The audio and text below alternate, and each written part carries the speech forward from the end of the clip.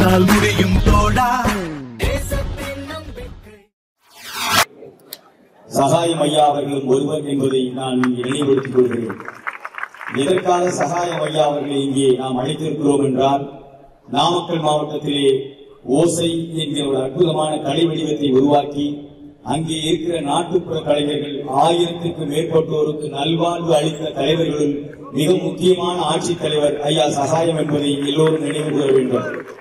இதோ எங்களோடு வந்திருக்கிறார் எங்களது மாநில செயலாளர் சத்யசீலன் அவர்கள். ஊரில் 300 வீடுகள் பாதிக்கப்பட்ட போது அவர்களுடைய அமைப்பான மக்கள் பாதையின் வழியாக 300 நாட்டுப்புற கலைஞர்கள் அடங்கிய இந்த ஊருக்கு 3 நாள் சமைத்து உணவளித்த பெருமை சகாயம் ஐயா அவர்களை தான் சாரும். அது மட்டுமல்ல, தஞ்சாவூரிலே இருக்கக்கூடிய பகுதிகளிலும் நம்முடைய புதுக்கோட்டை பகுதியிலும் இருக்கக்கூடிய நாட்டுப்புற கலைஞர்களுடைய வீடுகளுக்கு நேரடியாக சென்று அவர்களுக்கு பணமுடிப்பாக ஒவ்வொருவருக்கும் 5000 அளித்த பெருமையும் சகாயம் ஐயா அவர்களை தான் சாரும். அப்படி நாட்டுப்புற கலைஞர்களுக்கு பெருமை சேர்த்திருக்கிற தமிழ் கையெழுத்தினுடைய மூத்த வடிவம் சகாயம் அவர்கள் இப்பொழுது நம்மோடு உரையாற்றுவார்கள்.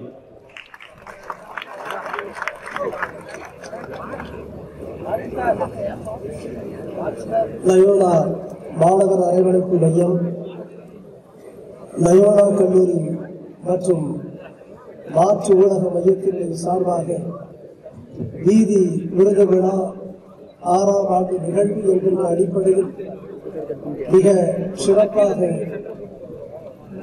கலைஞர்களுடைய சங்கமம் என்று சொல்லக்கூடிய அளவிற்கு உணர்வு பூர்வமாக நடக்கின்ற இந்த நல்ல நிகழ்விலே கலந்து கொண்டு எனக்கு முன்பாக உரையாற்றி கொண்டிருக்கின்ற லயோலா கல்லூரியினுடைய அன்பிற்குரிய அதிபர் அருட்தந்தை அவர்களே, அன்பிற்குரிய முதல்வர் அருட்தந்தை அவர்களே, அன்பிற்குரிய கல்லூரியினுடைய செயலர் அருட்தந்தை அவர்களே, மற்றும் இந்த மேடையிலே வீற்றிருக்கக்கூடிய கலைஞர்களே, பேராசிரியர் காளீஸ்வரன் அவர்களே, பெருமக்களே, இளைஞர்களே, மாணவர்களே, உங்கள் அத்துணை பேருக்கு என்னுடைய வணக்க வணக்கத்தை தெரிவித்துக் கொள்கிறேன். இன்றைக்கு இந்த லயோலா கல்லூரியிலே ஆயிரக்கணக்கான இந்த மண்ணினுடைய மரபு காத்த மகத்தான கலைஞர்களினுடைய சங்கமம் என்கின்ற அளவில் நடக்கக்கூடிய இந்த உணர்வு பூர்வமான இந்த நிகழ்வு மிகச்சிறந்த ஒரு நிகழ்வாக, வெற்றி நிகழ்வாக அமைந்திட நான் உணவாக என்னுடைய வாழ்த்துதலை தெரிவித்துக் கொள்கிறேன். அன்பிற்குரியவர்களே, தமிழர்கள் ஒரு மிக முக்கியமான ஒரு வரலாற்று காலகட்டத்தில் இருக்கிறார்கள் என்று நான் நம்புகிறேன். இன்றைக்கு தமிழர்களுக்கு முன்பாக எழுந்திருக்கக்கூடிய ஒரு கேள்வி, நீ யார் என்பதை உணரக்கூடிய ஒரு வரலாற்று காலகட்டத்தில் நாம் இருக்கிறோம் என்று, அத்தகைய கேள்வியை எழுப்ப வேண்டிய ஒரு காலகட்டத்தில் இருக்கிறோம் என்று நாம் எண்ணுகிறோம். எனவே அடிப்படையில் இன்றைக்கு பேராசிரியர் காளீஸ்வரன் அவர்கள் சொன்னார்கள், என்னை அறிமுகப்படுத்திய பொழுது தமிழ் கையெழுத்தினுடைய செயல் வடிவம் என்று சொன்னார்கள். ஏன் தமிழிலே கையெழுத்திட ஒரு தமிழகத்திலே ஒரு இயக்கம் நடத்திட வேண்டும் என்பதை நாம் எண்ணி பார்த்திட வேண்டும்.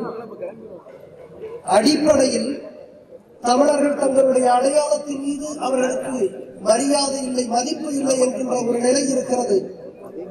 நான் கூட எண்ணி பார்க்கிறேன், நிர்வாகத்தில் எத்தனையோ நேர்மையான நெஞ்சுமிக்க அலுவலர்கள் இருக்கிறார்கள்.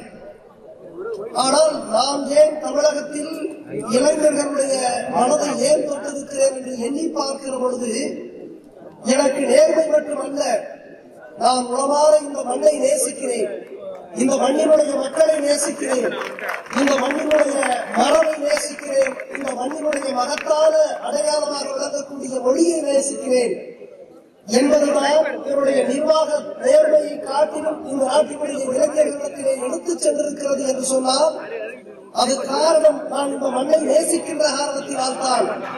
எனவே ஒருவர் எவ்வளவு பெரிய அறிவாளியாக இருந்து விடலாம், சிந்தனையில் அவர் நிகழ்ச்சி விளங்கலாம், ஆனால் அவருடைய அறிவும் ஆற்றலும் இந்த மண்ணை நேசிப்பதற்கு அது பயன்படவில்லை என்று சொன்னால் அவர் அடையாளமற்று போய்விடுவார் என்பதுதான் உண்மை.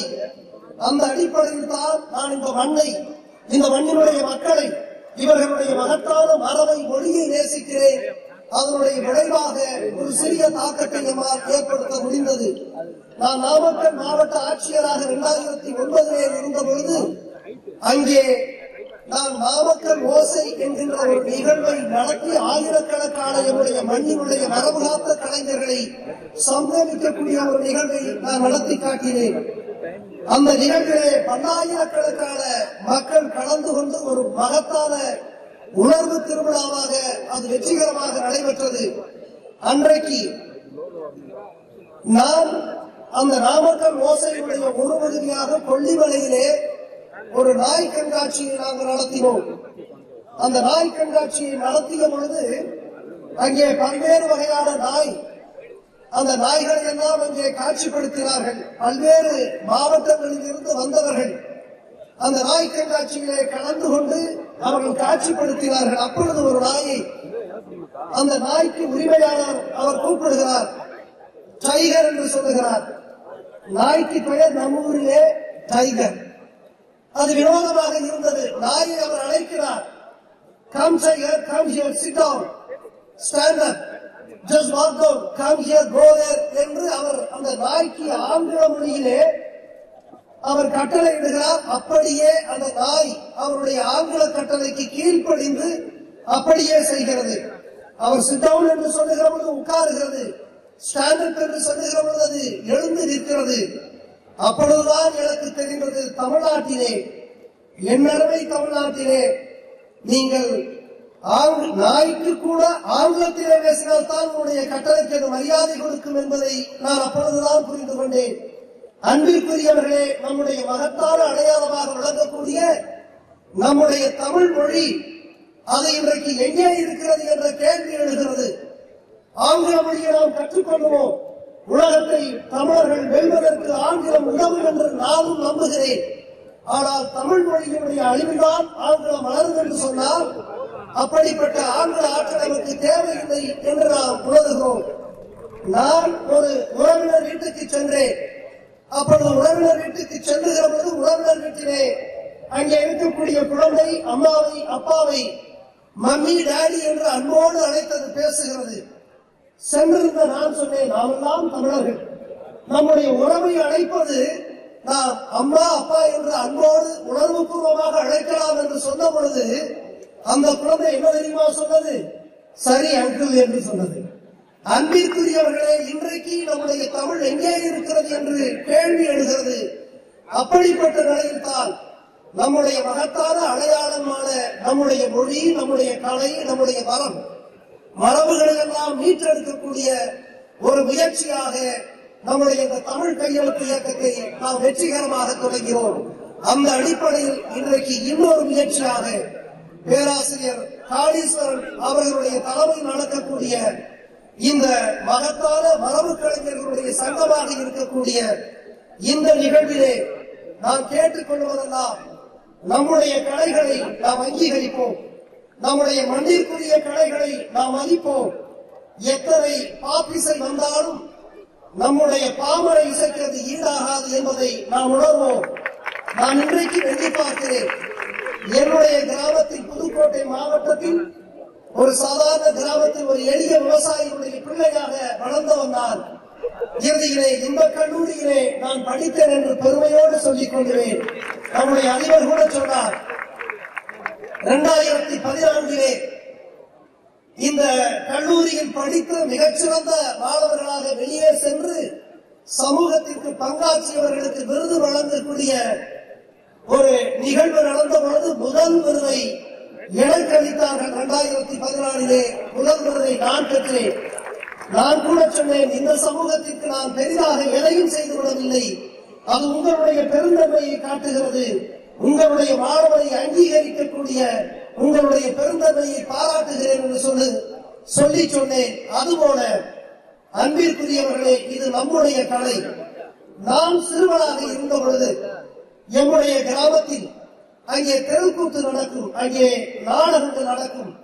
எப்படிப்பட்ட நாடகங்கள் என்றால் மல்லி நிறுவனம், பவளக்கொடி, ஹரிச்சந்திர மயானகண்டம், நல்லதங்கா கதை, சத்தியவான் சாவித்திரி, கட்டபொம்மன் என்றெல்லாம் இரவு முழுவதும் நடக்கக்கூடிய அந்த பிடாரியம்மன் கோயிலுக்கு முன்பாக நடக்கக்கூடிய அந்த நாடகங்களை பார்ப்பதற்காக நாங்கள் நூற்றுக்கணக்கிலே கிராம மக்கள் எல்லோரும் போய் அமர்ந்து அங்கே பார்ப்போம்.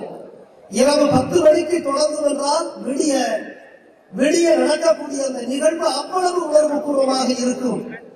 அங்கே இன்னொருவர் வசனம் பேசுவதற்கு வாயசைக்கக்கூடிய நிகழ்வெல்லாம் இல்லை.